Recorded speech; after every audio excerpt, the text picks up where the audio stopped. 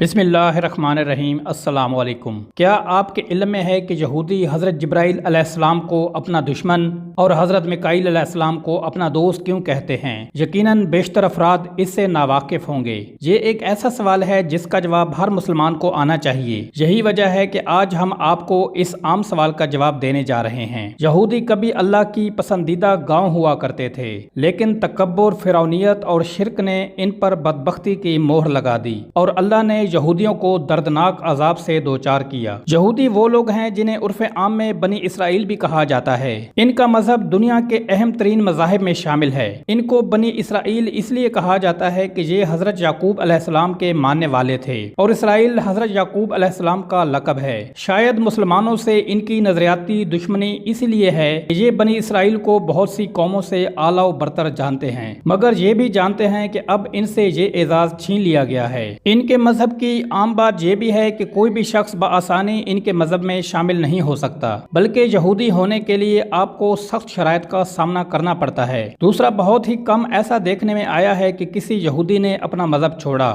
یہ لوگ اپنے مذہب کے بارے میں بہت سخت ہیں، مگر یاد رہے کہ یہ وہی قوم ہے جس پر اللہ تعالیٰ نے سب سے زیادہ لعنت کی ہے۔ اس قوم نے حضرت یحییٰ علیہ السلام کا سر قلم کروایا تھا اور حضرت موسیٰ علیہ السلام کو کہا تھا کہ جب تک وہ اللہ کو اپنی آنکھوں سے نہ دیکھ لے ایمان نہ لائیں گے۔ یہ وہ قوم ہے جس پر اللہ تعالیٰ نے نہ صرف قرآن پاک میں بلکہ ان کے اپنے صحیفوں میں بھی لعنت کی ہے۔ ان سب باتوں سے ظاہر ہوتا ہے کہ یہ قوم شروع سے ہی نافرمان قوم رہی ہے، اور مسلمانوں سے ان کی دشمنی خاص کر اس لیے بھی ہے کہ ان سے امامت کا حق چھین کر اللہ تعالیٰ نے مسلمانوں کو عطا کیا اور یہودیوں پر لعنت بھیجی۔ یہودی حضرت جبرائیل علیہ السلام کو اپنا سخت دشمن سمجھتے ہیں، کیونکہ وہ وحی کے ذریعے حضور اکرم صلی اللہ علیہ وآلہ وسلم کو ان کی سازشوں سے آگاہ کر دیتے تھے۔ یہودیوں نے جب حضرت جبرائیل علیہ السلام کو اپنا دشمن کہا تو اس پر اللہ تعالیٰ نے سورۃ البقرہ میں ارشاد فرمایا کہ کہہ دو کہ جو شخص جبرائیل کا دشمن ہو اس کو غصے میں مر جانا چاہیے۔ اس نے تو یہ کتاب خدا کے حکم سے تمہارے دل پر نازل کی ہے، جو پہلی کتابوں کی تصدیق کرتی ہے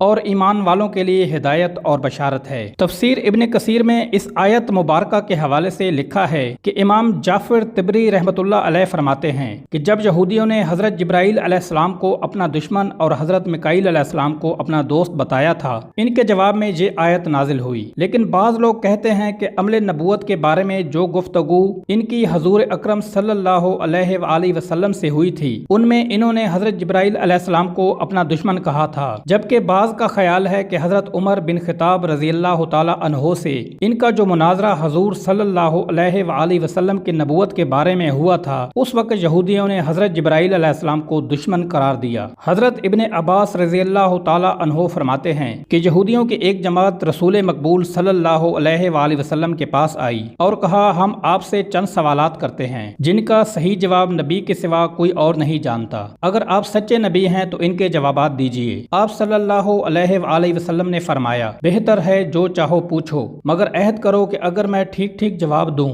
گا تو تم میری نبوت کا اقرار کر لو گے اور میری فرما برداری کے پابند ہو جاؤ گے۔ انہوں نے آپ صلی اللہ علیہ وآلہ وسلم سے وعدہ کیا اور عہد دیا۔ اس کے بعد آپ صلی اللہ علیہ وآلہ وسلم نے حضرت یعقوب علیہ السلام کی طرح اللہ تعالیٰ کی شہادت کے ساتھ ان سے پختہ وعدہ لے کر انہیں سوال کرنے کی اجازت دی۔ صحیح بخاری میں لکھا ہے کہ جب یہودیوں کو ان کے سب سوالات کے درست جوابات مل گئے تو انہوں نے آخر میں پوچھا کہ اچھا یہ فرمائیے کہ تورات میں جس نبی کی خبر ہے اس کی خاص نشانی کیا ہے اور اس کے پاس کون سا فرشتہ وحی لے کر آتا ہے؟ اس پر آپ صلی اللہ علیہ وآلہ وسلم نے فرمایا کہ اس کی خاص نشانی یہ ہے کہ جب اس کی آنکھیں سوئی ہوئی ہوں اس وقت اس کا دل جاگتا رہتا ہے۔ اس گفتگو کے بعد حضور اکرم صلی اللہ علیہ وآلہ وسلم نے یہودیوں سے فرمایا، تمہیں اس رب کی قسم جس نے حضرت موسیٰ علیہ السلام کو تورات دی، بتاؤ کیا میں نے ٹھیک جواب دیا؟ سب نے قسم کھا کر کہا۔ آپ صلی اللہ علیہ وآلہ وسلم نے بالکل صحیح جواب دیا۔ اب ہمارے اس سوال کی دوسری شق کا جواب بھی عنایت فرما دیجئے۔ اسی پر بحث کا خاتمہ ہے۔ آپ صلی اللہ علیہ وآلہ وسلم نے فرمایا کہ میرا ولی جبرائیل ہے، وہی میرے پاس وحی لاتا ہے اور وہی تمام انبیاء کرام کے پاس پیغام باری تعالیٰ لاتا رہا۔ سچ کہو اور قسم کھا کر کہو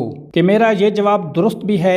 یہودیوں نے قسم کھا کر کہا، جواب تو درست ہے، لیکن چونکہ جبرائیل ہمارا دشمن ہے، وہ سختی اور خون ریزی وغیرہ لے کر آتا رہتا ہے، اس لیے ہم اس کی مانیں گے اور نہ ہی آپ کی مانیں گے۔ ہاں، اگر آپ صلی सल्लल्लाहु अलैहि वसल्लम के पास हजरत मिकाईल अलैहिस्सलाम वही लेकर आते जो रहमत, बारिश और पैदावार वगैरह लेकर आते हैं और हमारे दोस्त हैं, तो हम आपकी ताबेदारी और तस्दीक कर देंगे। यहूदियों की किताबों में हजरत मिकाईल अलैहिस्सलाम के बारे में लिखा है कि कौम यहूद के लिए वो ज्यादा मोतबर फरिश्ता थे, जबकि हजरत जिब्राइल अलैहिस्सलाम यहूदियों के दुश्मन हैं। यहूदी शातिर और चालाक कौम हैं। यहूदियों का बादशाह अलेक्जेंडर भी हो गुजरा है, जिसने मुसलमानों का बेतहाशा खून बहाया। कहते हैं कि इस जालिम बादशाह ने इतने मुसलमानों को ज़िबा किया कि इनका खून घोड़ों के सुमों तक पहुंच चुका था, जिस पर अलेक्जेंडर ने मरगूनी लहजे में कहा था, कह बुलाओ अपने नबी को, कहो कि वो तुम्हारी मदद करे। जिस पर सुल्तान सलाहुद्दीन अयूबी ने कसम खाई थी कि मैं यहूदियों को भी इतना ही मारूंगा जितना इन्होंने मुसलमानों का खून बहाया है। दूसरा, मैं अलेक्जेंडर की गर्दन अपनी तलवार से काटूंगा। इसके बाद सलाहुद्दीन अयूबी ने बैतुल मकदस आजाद करवाया, मगर कत्लेआम की कसम को पूरा ना किया, बल्कि अपनी कसम का कफारा दिया। यहाँ तक कि सलाहुद्दीन और उनके भाई ने यहूदियों के सरदारों को